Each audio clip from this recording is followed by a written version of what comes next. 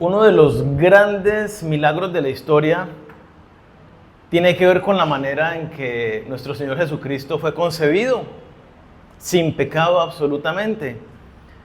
Dios, el Dios eterno, Dios Hijo, venía a la tierra para rescatar a los hombres de sus pecados.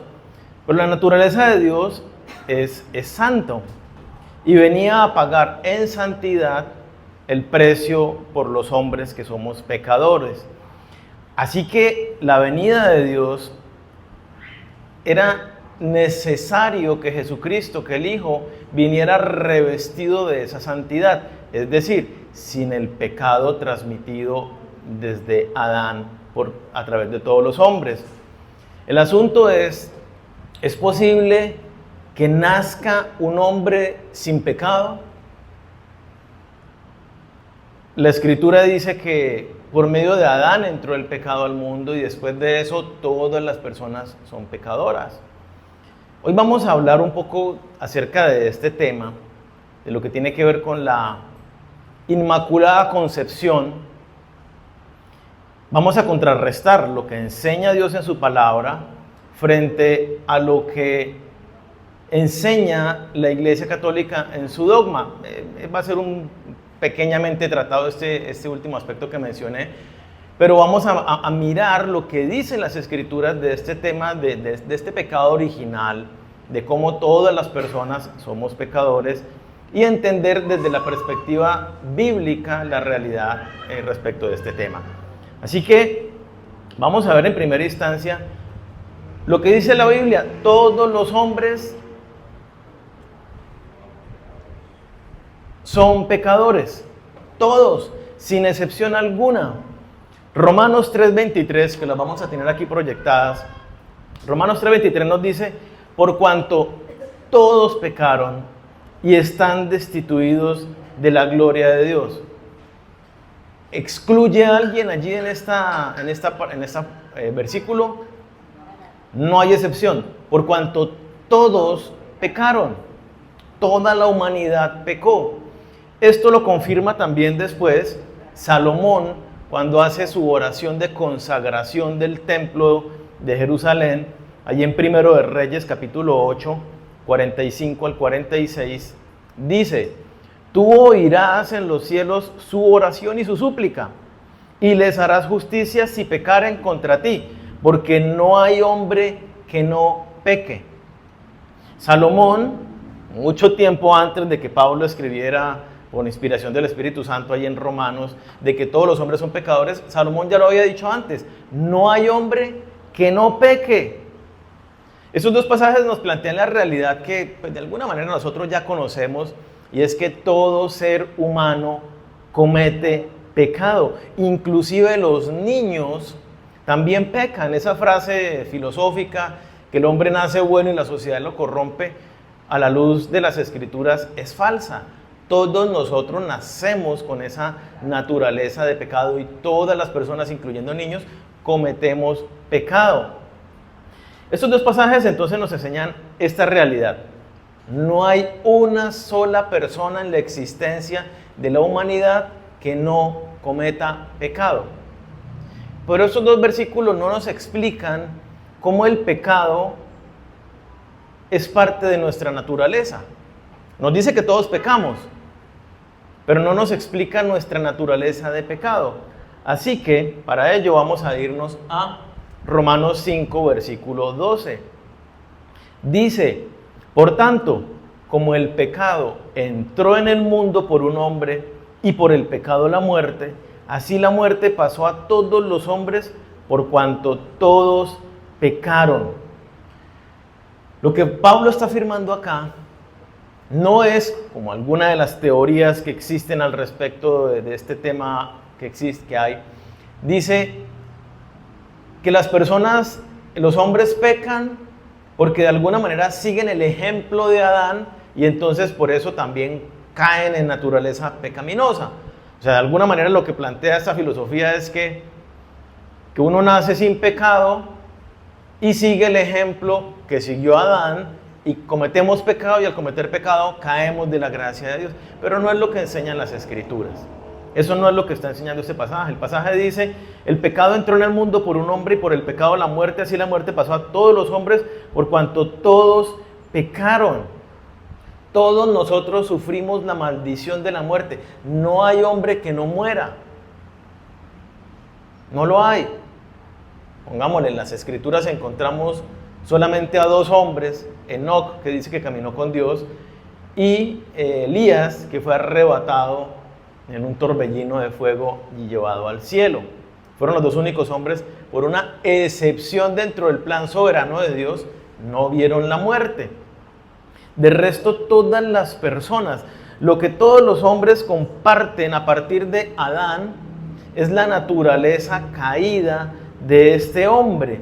Todos los hombres pecaron en Adán, todos nosotros somos pecadores. Tengamos en cuenta esto. Dios creó el mundo, ¿y cómo lo creó? Cuando termina, ¿qué dice? Y vio todo lo que había creado y dijo que era bueno, y bueno en gran manera. Ningún animal mataba a otro animal, no existía la muerte. Las plantas no tenían espinas, por ejemplo, una rosa no tenía espinas. Así es la naturaleza como Dios la diseñó originalmente. Pero en el momento en que el hombre pecó, ¿qué pasó con la naturaleza completa? Cayó bajo maldición y entró la muerte como consecuencia del pecado a todos los hombres y todos los animales, y todo entró la muerte. Los animales cambiaron su naturaleza y unos se volvieron violentos y empezaron a comerse a otros, cosa que antes no sucedía. Las plantas produjeron espinos. Y la naturaleza, así como la naturaleza cambió, la naturaleza del ser humano también cambió. Y la naturaleza del ser humano a partir de ese día cayó de la gracia de Dios. Y tenemos entonces a partir de este momento en Adán, toda la humanidad, una naturaleza corrupta, una naturaleza de pecado. Eso es lo que se conoce como el pecado original. No es que cada uno de nosotros peca y entonces ahí es donde viene, no. Es que en Adán, el nombre Adán inclusive significa humanidad. En Adán estábamos la humanidad. Y cuando Adán pecó, toda la naturaleza de la humanidad cambió. Y a partir de ahí tenemos una naturaleza corrupta y pecadora. Vamos al momento en las Escrituras donde podemos ver cómo el pecado de Adán trascendió a las siguientes generaciones. Lo vemos ahí en Génesis capítulo 5, versículos del 1 al 3. Justo después de la caída, dice, este es el libro de las generaciones de Adán, el día en que creó Dios al hombre. A semejanza de Dios lo hizo. ¿A semejanza de quién hizo Dios al hombre? Lo hizo a semejanza de Dios. Pero sigamos leyendo. Varón y hembra los creó y los bendijo y llamó el nombre de ellos Adán, el día en que fueron creados. Y vivió Adán 130 años y engendró un hijo a su semejanza, conforme a su imagen, y llamó su nombre Set. ¿Notan la diferencia? Cuando Dios crea al hombre, lo crea a su imagen, conforme a su semejanza, inocente, santo, puro, sin pecado.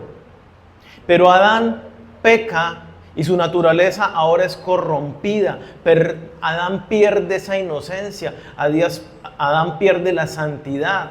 Adán ahora es un hombre con naturaleza pecaminosa y como consecuencia hace pecado. Y luego Adán y Eva engendran hijos, y los hijos de ellos, ¿cuál naturaleza heredan? No la de Dios que tuvo Adán y Eva en el origen, sino heredamos una naturaleza ya corrupta, caída, distanciados de la gracia de Dios, imposibilitados para acercarnos a Dios a causa justamente de esta nueva naturaleza pecaminosa que entró a toda la raza humana. El pecado pasó a todos los hombres por Adán. Bueno, aquí quiero hacer una claridad. De pronto alguien se pregunta, ¿y no había tenido antes a Caín y a Abel? Lo que pasa es que el libro está hablando de las generaciones de Adán. Y cuando habla de las generaciones de Adán, toma, y si ustedes se dan cuenta, cuando la Biblia habla de las generaciones, toma siempre, normalmente, a uno solo, al que lleva la línea de Dios. De Adán por la línea de Set, es que viene luego eventualmente Abraham, por la misma línea de Abraham, Isaac y Jacob, es que viene la tribu de Judá, es que viene David y luego Jesús. Se toma una preeminencia de una línea en particular que nos lleva hasta Jesucristo. Y esa es la línea de Set, no la de Caín. Acordémonos que Abel fue asesinado por su hermano. Entonces por eso menciona solamente a Set aquí en este pasaje. Entonces el pecado pasa a todos los hombres desde el momento que Adán cae. Por eso todo hombre nace con una naturaleza de pecado y lo que hace es cometer pecado. Toda persona que es concebida, toda persona que es nacida de la unión de un hombre y una mujer, nace en pecado. Por eso David dice lo siguiente, allí en el Salmo 51, he aquí en maldad he sido formado, y en pecado me concibió mi madre. Ay, ahí está. Me hacen ojos si acaso no pasó. En pecado me concibió mi madre. Toda concepción de un bebé es hecha en pecado. Ay, pero yo estaba orando y estaba en santidad y mi esposa también estaba en santidad y los dos estábamos orando y nos habíamos puesto a cuentas con el Señor y así tuvimos a nuestro bebé. Los dos habiéndonos confesado de pecados y así lo concebimos.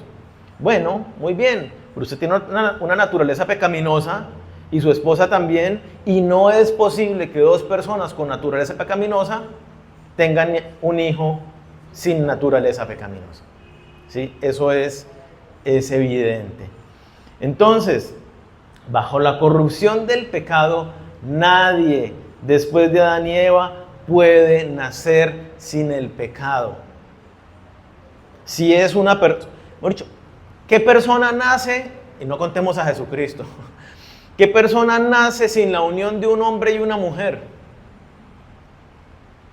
No existe. No existe. Toda persona entonces que nace, que existe, nace con una naturaleza de pecado. Por lo tanto, condenado a la eternidad a causa de esta naturaleza pecaminosa, distanciado por la eternidad de Dios a causa de esta naturaleza pecaminosa. Es imposible que un bebé nazca o sea concebido sin pecado. En otras palabras, como lo dice Pablo en 1 Corintios 15:22, porque así como en Adán todos mueren, también en Cristo todos serán vivificados. Todos morimos en Adán. Eso es lo que está diciendo allí. La raza humana en Adán murió. Después de Adán no existe persona que nazca viva, por decirlo de esta manera. Vivo en el sentido conectado con Dios. Todos condenados y separados de Dios. Todo el género humano se separó y quedó bajo maldición, bajo condenación. En estas condiciones, yo pregunto, ¿puede alguien nacer de forma natural? Es decir, como todas las personas con la unión de un hombre y una mujer, ¿puede nacer sin pecado? No puede, ¿cierto? Toda persona, a la luz de las Escrituras, toda persona nacida es por naturaleza pecadora y hace pecado, sin excepciones. Ahora bien, entendiendo esto está claro. Ahora veamos algo. Solo Dios es santo. Solo Dios es santo. Pudiéramos hablar mucho acerca de la santidad de Dios. Es un tema fascinante que tenemos que profundizar siempre mucho y mucho y mucho más. Ya lo hemos hablado en el pasado y seguramente lo estudiaremos en el futuro. Pero para efectos del tiempo y del tema de hoy, vamos a basarnos solamente en un pasaje que nos habla y nos muestra que Jesús es Dios y que solo Dios es santo. Así que veamos lo que dice Apocalipsis 15, versículo 3 al 4, un momento donde los ángeles están en el cielo rindiendo adoración a Dios. Y dice, y cantan el cántico de Moisés, siervo de Dios, y el cántico del Cordero, diciendo, grandes y maravillosas son tus obras, Señor Dios Todopoderoso. Justos y verdaderos son tus caminos, Rey de los santos.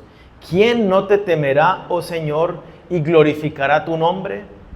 Pues solo tú eres santo, por lo cual todas las naciones vendrán y te adorarán, porque tus juicios se han manifestado. Es el cántico del Cordero, y nosotros cuando vamos a las Escrituras, ¿a quién llama Juan el Bautista Cordero de Dios? A Jesús. Nosotros sabemos que en la Biblia el Cordero de Dios es Jesucristo. La referencia al Cordero, como se habla en el Antiguo Testamento, el Cordero de expiación, cuya sangre se derramaba para el perdón de los pecados. Jesús es ese Cordero de Dios que quita los pecados del mundo.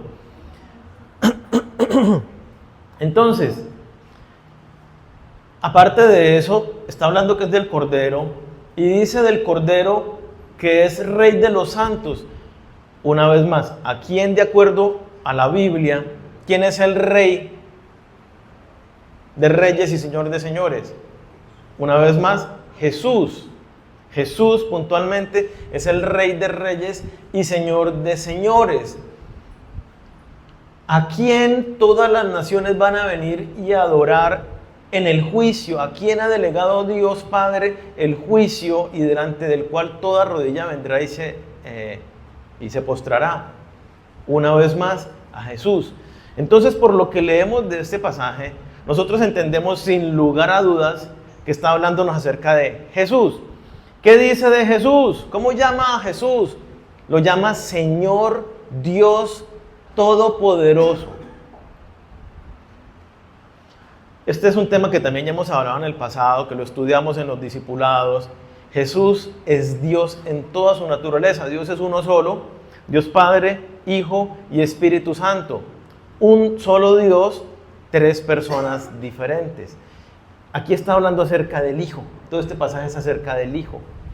Y nos muestra que el Hijo tiene tal cual la naturaleza de Dios. Jesús es el Señor Dios Todopoderoso, Rey de los santos. Y nos dice algo, y es que solo Él, solo Dios, es santo. Ahora bien, alguno me podrá decir, Daniel, pero la Biblia no dice que nosotros los cristianos somos santos. Sí, somos santos. Pero tenemos que entender la santidad de Dios y la santidad nuestra no son la misma clase de santidad. Nuestra santidad viene de un ser apartados para Dios. Ahora tú ya no eres del diablo ni del mundo, sino que ahora tú has sido separado para Dios, para estar con el Señor por la eternidad. Eso implica la santidad del hombre, que nuestro pecado ya fue pagado por Jesucristo. Pero nosotros seguimos teniendo una naturaleza pecaminosa y seguimos cometiendo pecados aunque seamos santos, llamados por Dios santos, y estamos en un proceso de santificación, haciendo morir cada día más nuestras actitudes de pecado. Eso es claro, ¿sí? Ahora bien, cuando hablamos del atributo de la santidad de Dios, es el atributo por excelencia de Dios que cubre todos los demás atributos. Dios es santo, santo, santo. Es el único atributo de Dios que se habla en esta magnitud. Santo, santo, santo. Es una hipérbole, nos está diciendo, es súper recontrasantísimo. Sí, es lo que está diciendo, es santo, santo, santo. La justicia de Dios es una justicia santa. El poder de Dios es un poder santo. La soberanía de Dios es una soberanía santa. El amor de Dios es un amor santo. Y así todo lo de Dios está cubierto de santidad. La santidad de Dios quiere decir que Dios es sumamente puro, perfecto, limpio de toda maldad y de todo pecado. Dios está separado, la santidad de Dios lo separa de toda clase de mal, de toda clase de pecado. Su naturaleza le impide avalar el pecado. Justamente por este atributo, por la santidad de Dios, es que al hombre, por naturaleza pecador, le es imposible acercarse a Dios por sus propios medios. Por eso necesitamos a Jesucristo. Tal y como Él dice, yo soy el camino, la verdad y la vida. Nadie viene al Padre sino por mí. Jesús es la única manera de acercarnos a Dios, porque Jesús paga por nuestros pecados y nos abre la puerta para venir delante de Dios Padre. Entonces, Dios por su naturaleza santa no peca, no comete pecado, no se puede acercar al hombre pecador, inclusive, digámoslo de esta manera.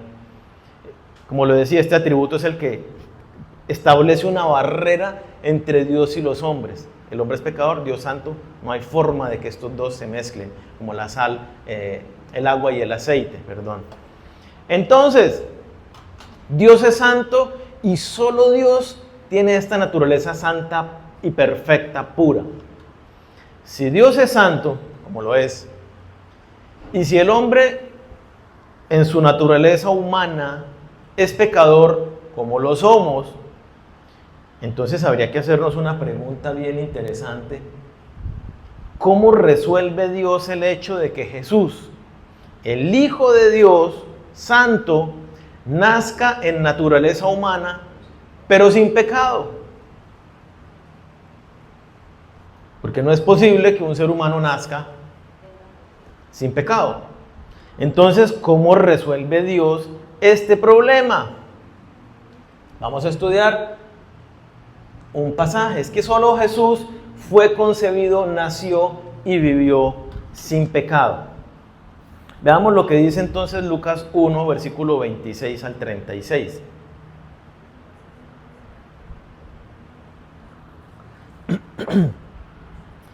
Al sexto mes, el ángel Gabriel fue enviado por Dios a una ciudad de Galilea llamada Nazaret, a una virgen desposada con un varón que se llamaba José, de la casa de David, y el nombre de la virgen era María.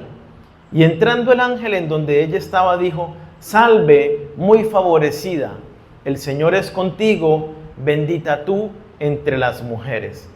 Mas ella, cuando le vio, se turbó por sus palabras y pensaba: ¿qué salutación será esta?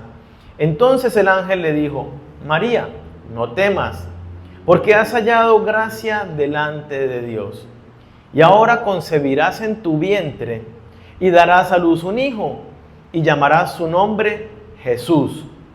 Este será grande y será llamado Hijo del Altísimo, y el Señor le dará el trono de David su padre, y reinará sobre la casa de Jacob para siempre, y su reino no tendrá fin. Entonces María dijo al ángel: ¿cómo será esto? Pues no conozco varón. Respondiendo el ángel le dijo: el Espíritu Santo vendrá sobre ti, y el poder del Altísimo te cubrirá con su sombra, por lo cual también el santo ser que nacerá será llamado Hijo de Dios. Este es un pasaje muy bonito, muy especial, acerca de la anunciación de este momento maravilloso, que era el cumplimiento de las promesas y las profecías de Dios, la venida del Mesías prometido. Yo quiero resaltar, y ustedes lo ven ahí en colores, quiero resaltar básicamente tres aspectos. El primero, que ya había sido profetizado, es que el Mesías, el Hijo, el eterno y santo Hijo de Dios, venía al mundo, pero venía a través de una mujer que tenía una característica muy particular. ¿Y cuál es? Era una virgen. La mujer de la cual venía a nacer el Hijo de Dios en su forma humana era una mujer virgen. Es decir, que no se había relacionado con varón. Es decir, más específicamente, que no había tenido relaciones sexuales con ningún varón. Cuando aquí ella dice, el Espíritu Santo le dice que va a tener un hijo, la pregunta de ella es, ¿cómo es posible? Si yo no conozco varón, esa palabra, esa expresión no conozco varón, lo que está diciendo es, yo no he tenido relaciones sexuales con absolutamente nadie. No me puedo embarazar porque sencillamente no es posible embarazarme si no he tenido relaciones sexuales con un varón. Entonces, eso es supremamente importante para entender la concepción de Jesucristo. Quiero resaltar algo y es respecto de María. Dice que María halló gracia delante de Dios. Halló gracia delante de Dios. Fue muy favorecida. El Señor está contigo y es bendita entre las mujeres. Esto es algo muy especial y muy bonito que nosotros vemos en María. O sea, ¿quién más? Ciertamente, los hombres hemos sido escogidos por Dios, hombres y mujeres, no me refiero a hombres, al género humano. Hemos sido escogidos por Dios para sus múltiples tareas. Cada uno de ustedes ha sido llamado por Dios, escogido por Dios, como ya lo vamos a ver. Pero la tarea de María era una tarea de alguna manera particular y era cargar al Hijo de Dios en su naturaleza humana, en su vientre. Por eso dice aquí, bendita tú entre las mujeres, muy favorecida. Dios le escogió a ella. Pero yo quiero aterrizar un poquito la realidad de este evento. Dios también escogió a Saúl, de entre muchos. Saúl fue escogido por Dios como el primer rey del pueblo de Israel. Dios también escogió a David. Dios escogió a Abraham. De las personas que existían en el mundo, Dios escogió y señaló a Abraham para que por medio de Abraham naciera Jesucristo del linaje de Abraham. También tenía una función muy especial y particular, al igual que David. Un llamamiento a un ministerio muy particular. A David también Dios le promete la misma promesa de que vendrá el Mesías. Y el privilegio de David también es muy, muy especial. Pero Dios también escogió a Moisés. Dios escogió a Pablo. ¿Y por qué ha escogido a todas estas personas a lo largo de la historia? Incluyendo a María y a José, para que sea el padre adoptivo de Jesús. ¿Por algún mérito que había en Abraham? Porque es que Abraham sí no decía mentiras. Los que han leído saben que Abraham dijo mentiras. Es que Moisés sí no era violento ni agresivo. Sabemos que en un arranque de ira Moisés había matado a un egipcio. Es que David sí era perfecto. Y aunque la Biblia describe a David con un corazón conforme al de Dios, David fue adúltero, homicida. Dios, ¿por qué escoge a las personas que escoge? Por su soberanía, porque así le place. Él no escogió a María porque fuera especialísima sobre todos los demás, así como no escogió a David porque fuera especialísimo sobre todos los demás. Es más, encontramos en el Nuevo Testamento que Dios ha escogido lo vil y menospreciado para avergonzar al mundo. No somos muchos santos los llamados ni los escogidos, dice la Escritura, sino justamente a los pecadores es los que Dios ha escogido porque su obra es santa y perfecta. Y para Él glorificarse plenamente usa vasos imperfectos. En toda su obra Todos los vasos que Dios ha usado han sido imperfectos. Y María no es la excepción. Hoy tú eres favorecido, hoy tú eres grandemente bendecido, hoy tú has hallado gracia delante de Dios. Y así lo dice, por favor, Efesios, no lo tengo aquí en las diapositivas, Efesios capítulo 1, versículo 3 y 4. Los que están tomando nota, dice: bendito sea el Dios y Padre de nuestro Señor Jesucristo, que nos bendijo con toda bendición espiritual. ¿A quiénes? A los creyentes. Está hablando de los creyentes en Jesús.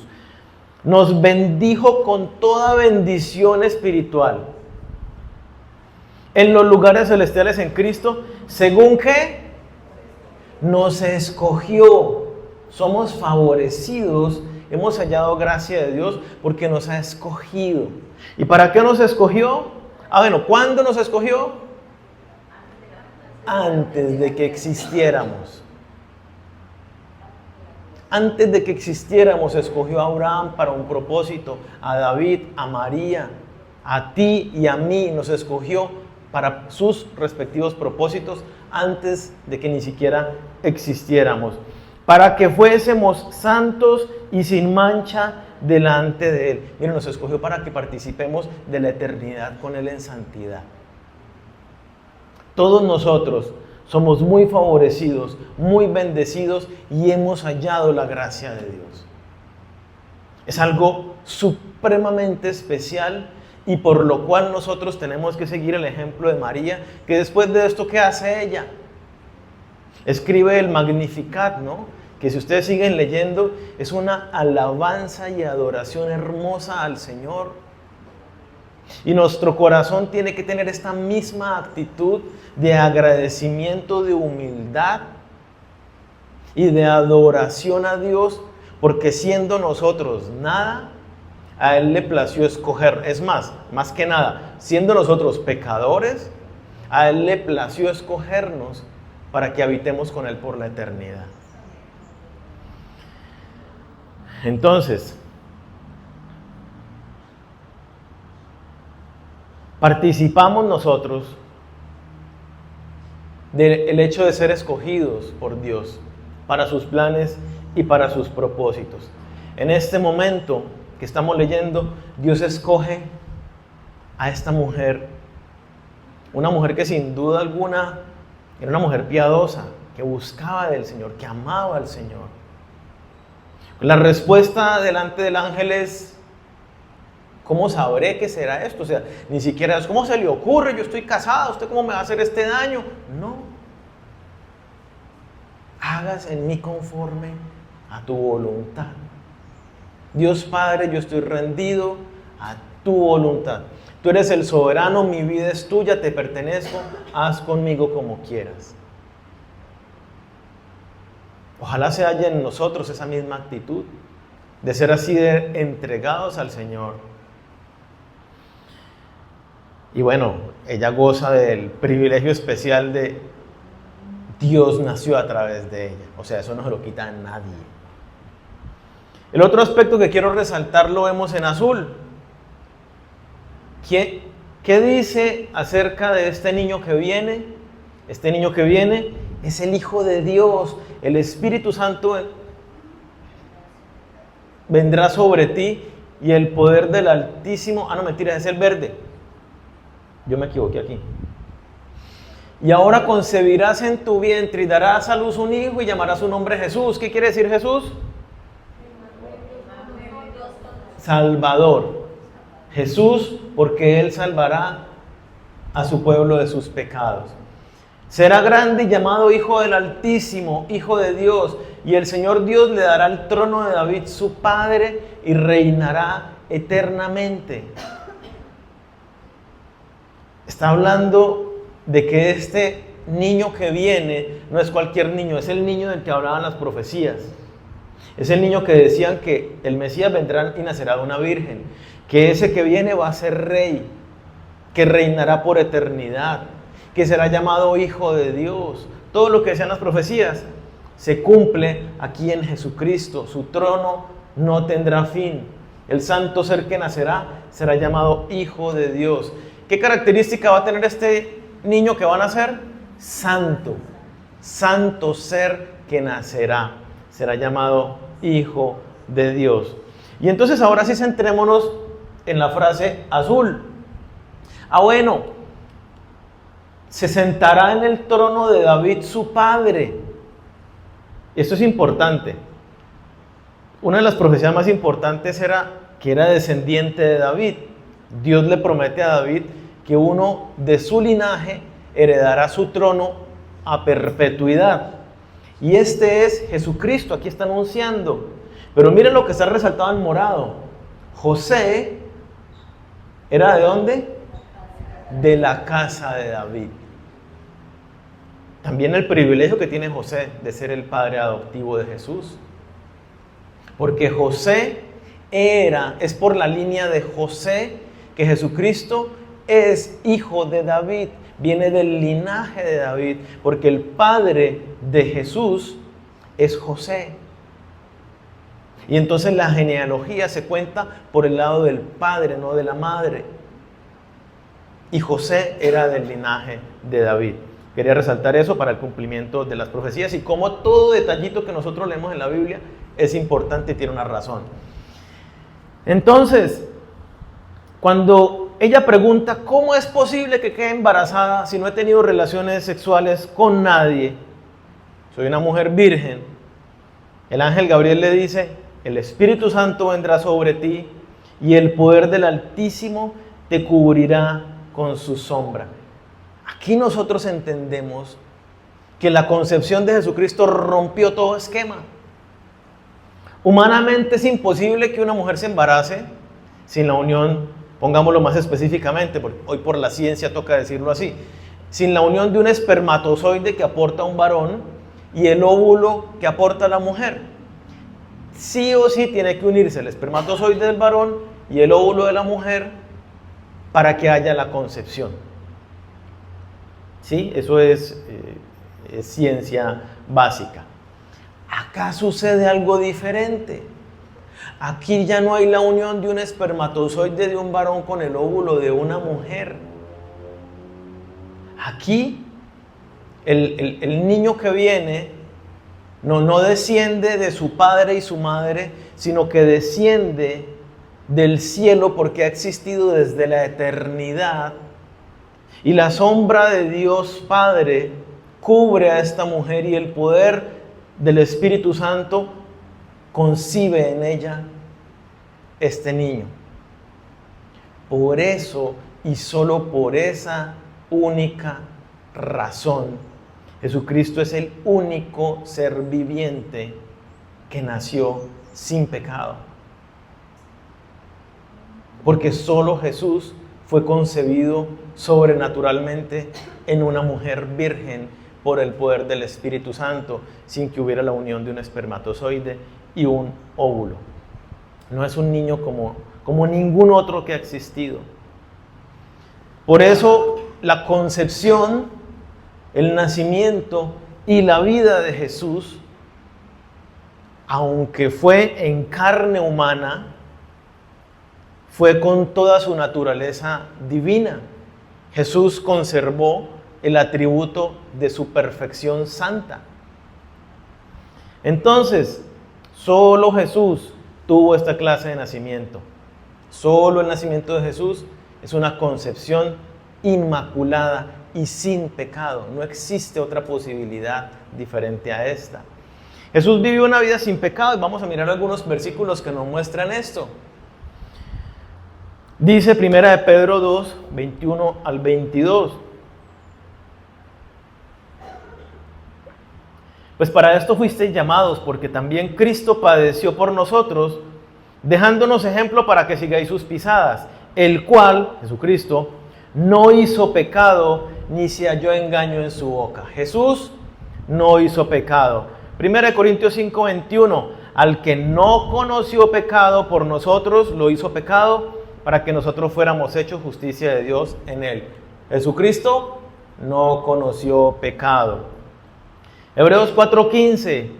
Porque no tenemos un sumo sacerdote que no pueda compadecerse de nuestras debilidades, sino uno que fue tentado en todo, según nuestra semejanza, pero sin pecado.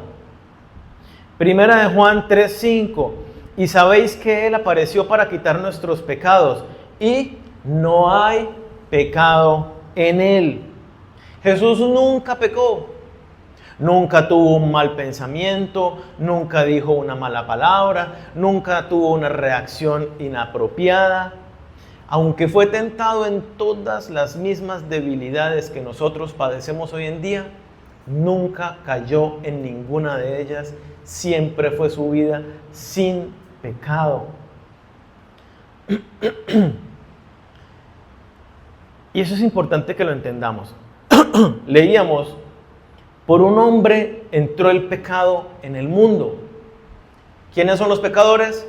Los hombres. Ahora bien, por un hombre tenía que salir el pecado. Si por un hombre entró, por un hombre tiene que salir. El asunto es, y lo complemento, nos dice la Escritura, que no hay perdón de pecados sin derramamiento de sangre. ¿Dios, que es espíritu, tiene sangre? No. Los hombres tenemos sangre. Por eso el sistema de expiación del Antiguo Testamento. Un corderito moría, su sangre era derramada para expiar, para pagar el precio por nuestros pecados y tener un poquito de tiempo de perdón. Entonces, tenía que haber derramamiento de sangre. Si un hombre como nosotros muere, si yo quiero morir por los pecados de otra persona, ¿será que puedo hacerlo? No, porque todos los hombres somos pecadores por naturaleza y por actos.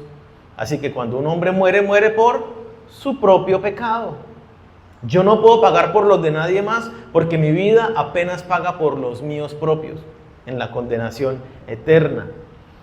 Jesús es el único hombre, completo hombre y completo Dios, que caminó sobre la faz de la tierra. Fue concebido, nació y vivió una vida sin pecado. ¿Por qué? Porque como lo leíamos, al que no conoció pecado, lo hizo pecado por nosotros. Jesús, que no tenía pecado y que era Dios, puede tomar nuestros pecados, como lo dice Pedro, puede tomar nuestros pecados, los carga en su propio cuerpo y se convierte entonces en pecado. Y allí, cargando nuestros pecados, muere en la cruz, recibiendo el juicio de Dios que tenía que caer sobre nosotros. Por eso Jesús tenía que ser hombre y por eso tenía que ser Dios, para vivir en santidad y poder cargar nuestros pecados en la cruz. Solamente de esta manera puede alguien ser salvo. Por eso, por esta razón que estamos estudiando hoy, solo Jesús puede salvar a los pecadores. Por eso dice la Escritura, no hay otro nombre dado a los hombres en quien podamos ser salvos, Jesucristo. Por eso la religión no salva a nadie, ninguna religión. Ningún profeta salva a nadie. Solo Jesús, porque es Dios. Y por la manera en que nosotros vemos que fue concebido y todo lo como funcionó de manera sobrenatural conforme al plan de Dios, entendemos entonces que solamente Jesús nos salva de los pecados. Solo Jesús nació con esta naturaleza sin pecado. El único y soberano Dios todopoderoso, que siendo el Dios eterno, se hizo hombre, siendo concebido, nacido y vivió sin pecado para salvarnos. Solo Jesús. ¿Estamos claros hasta ahí? Muy claro. Entonces, a la luz de la Escritura, de la evidencia bíblica y de todo el plan de salvación que descansa en esto que estamos estudiando esta mañana, entendamos un poquito la herejía de la Inmaculada Concepción. El dogma de la Inmaculada Concepción fue proclamado oficialmente por el Papa Pío IX mediante la Bula Ineffabilis Deus el 8 de diciembre de 1854. Y dice, la parte como central, entre comillas, declaramos, pronunciamos y definimos que la doctrina que sostiene que la Santísima Virgen María, en el primer instante de su concepción, fue preservada inmune de toda mancha del pecado original por singular gracia y privilegio de Dios omnipotente, en atención a los méritos de Cristo Jesús, Salvador del género humano. Es doctrina revelada por Dios y por tanto debe ser creída firme y constantemente por todos los fieles. Si nosotros recordamos dentro de la Iglesia Católica no se fundamenta en las Escrituras, sino primariamente en los tratados papales, en las bulas papales, son la base primaria de fuente de revelación de Dios. Así que dentro de la doctrina católica, ellos se sienten con toda la libertad de acomodar la Biblia para justificar ciertas doctrinas dentro de todo lo que enseña la Iglesia Católica. ¿Qué afirma el dogma?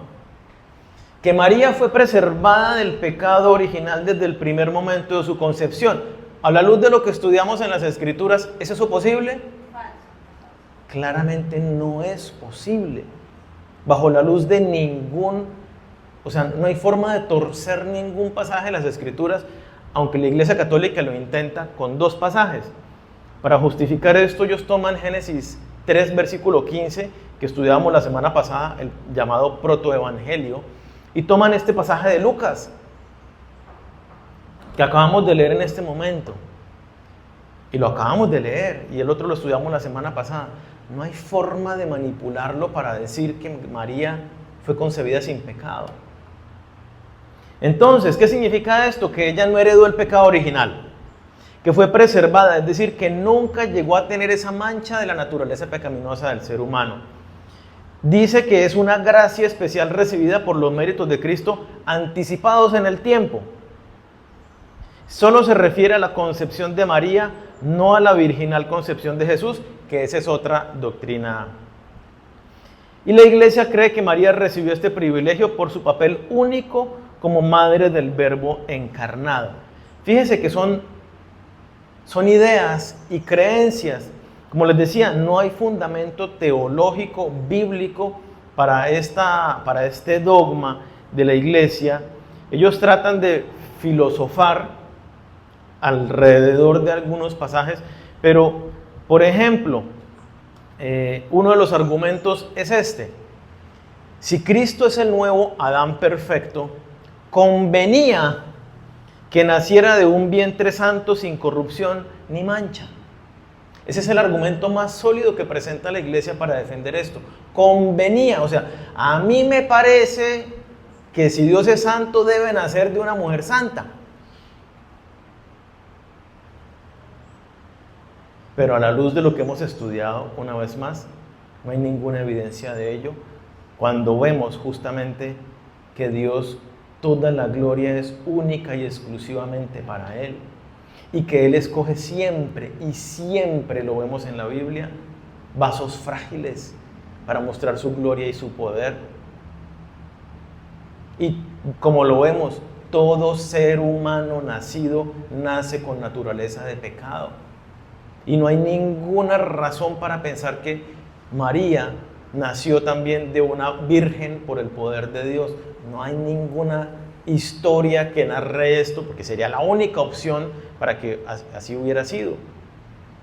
Y no hay ninguna, ni siquiera historia alternativa, ni en mitología, ni en ningún lado, que hable de esto. En cambio, como ya lo estudiábamos brevemente, el pecado original es transmitido a todos los seres humanos sin excepción. Vimos la santidad de Dios, solo de Dios y de nadie más. Así que ni María ni ningún otro ser humano existente ha tenido ni tendrá la naturaleza que solo Dios puede tener en cuanto a su santidad. Cuando nosotros tengamos un cuerpo incorruptible, pongámosle, igual habremos participado durante muchos años de la naturaleza corruptible, tampoco seremos como Dios. No pensemos que sí. Es decir, si seremos santos ya incorruptibles en ese futuro, pero con un pasado que cargamos, ¿sí? El propósito de la encarnación, y porque solo Jesús fue sin pecado, es por su especialísima propósito que Él tenía. Por eso su también especialísima concepción, diferente a todas las demás. ¿Por qué? Por el propósito que tenía Jesús de ser el santo que pagará por nosotros. Por este error en la dogmática católica es que algunos sacaban que María también era corredentora, que ya el Papa justo hace unas semanas atrás dijo, no, eso es falso, eso es mentira, la Virgen María no es corredentora, y ha generado crisis en muchos católicos que sí le dan ese lugar a María, pero claramente no lo hay. No hay cómo. Entonces, la única concepción inmaculada, sin pecado, sin mancha, perfecta, es la de Jesucristo. Creer en el dogma de la Inmaculada Concepción de María es creer una doctrina hereje. Es una mentira insostenible a la luz de las Escrituras e increíble a la luz de las Escrituras. Ahora bien, esto en cuanto a la Inmaculada Concepción. Hoy, 7 de diciembre, en el mundo se celebra la Noche de las Velitas, de la cual muchos cristianos participan. ¿Qué es la Noche de las Velitas? Bueno, históricamente, cuando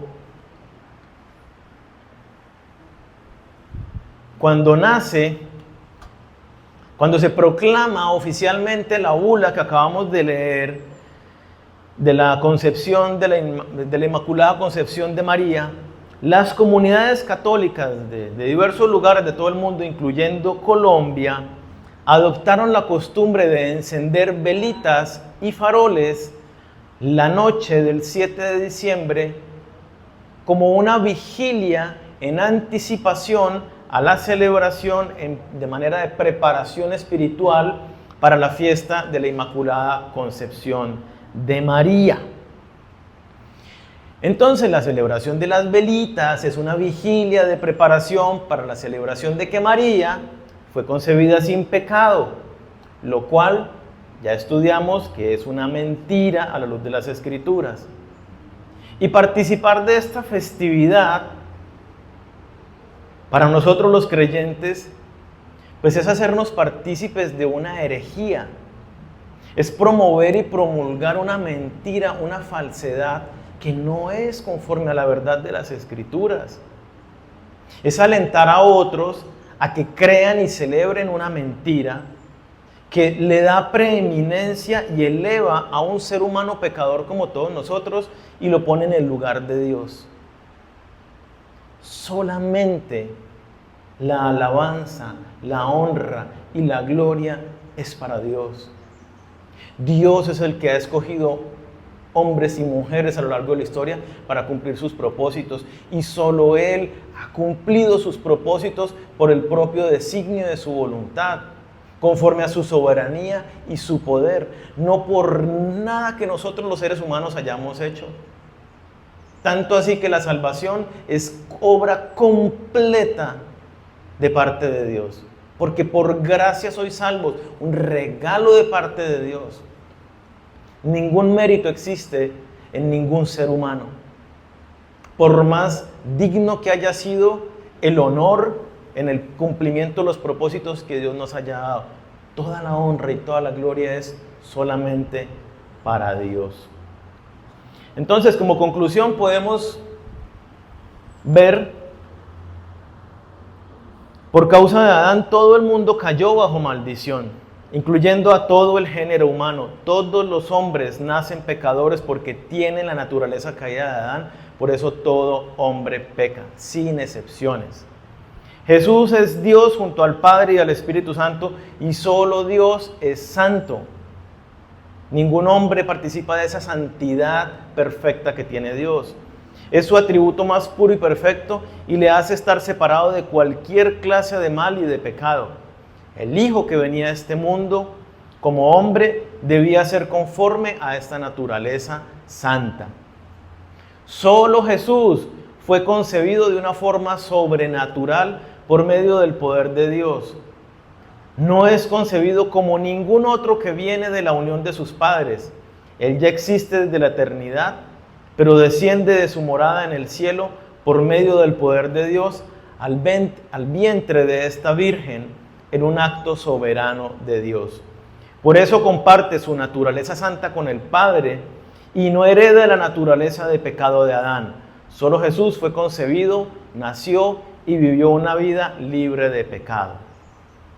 A la luz de las Sagradas Escrituras, solo Jesús fue concebido de manera sobrenatural, libre del pecado, porque solo Él es Dios eterno que habita en santidad y tenía un propósito especialísimo que cumplir, para lo cual debía ser hombre y debía ser sin pecado, para tomar nuestros pecados en la cruz y morir en nuestro lugar, pagando el precio por nuestra condena. Solo Jesús tenía esa tarea delegada por el Padre. El dogma católico de la Inmaculada Concepción de María no es más que una mentira que lleva a que las personas pongan su mirada en ella y no en el único y verdadero Dios en quien debe estar centrada nuestra vida y a quien debe ser toda nuestra adoración. Yo los invito a que nos pongamos de pie. Vamos a orar.